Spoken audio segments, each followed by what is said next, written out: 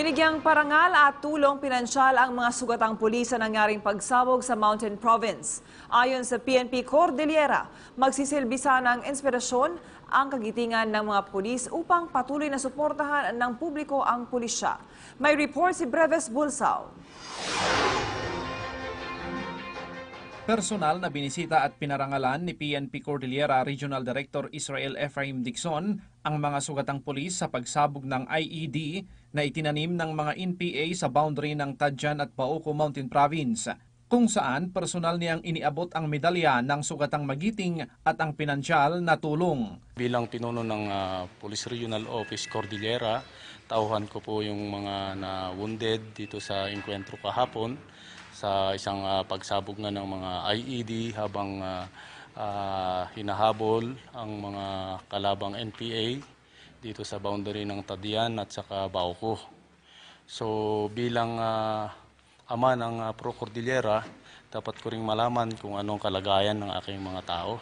Anya, ang kagitingan ng mga pulis sa rehiyon ay dapat magsilbing aral sa mga mamamayan upang patuloy na sumuporta sa pulisya. Na ito'y magsisilbi ng isang inspirasyon imbes na magsisilbing magpapahina sa kanilang kalooban, kundi lalong magpapatapang sa kanila para pagpatuloy ang nagawa na namin, naumpisahan na namin.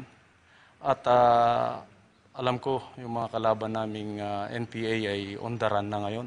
Nagpasalamat naman ang mga kaanak maging ang mga sugatang pulis sa natanggap nilang parangal at tulong pinansyal. Nga tulong kinyami di encouragement damot lang kinyami tapno tuloy mi pa iti narugyan mi sir. O papigsa kami sir tapno tuloy manon ti ko sir. Tayo mo ti trabaho mi sir. Salamat na unay ta damit ti usarin mi nga kami nga mangbantay kanya na. Ta awan mimit nganon. Samantala, naiuwi na sa Kibungan Benguet ang mga labi ni Police Corporal Marlon Casil na namatay sa pagsabog. Makakatanggap ang kanyang pamilya ng tulong pinansyal mula sa nasyonal na gobyerno. Nagpapagaling naman ngayon sa ospital ang 9 na pulis na nasugatan sa insidente.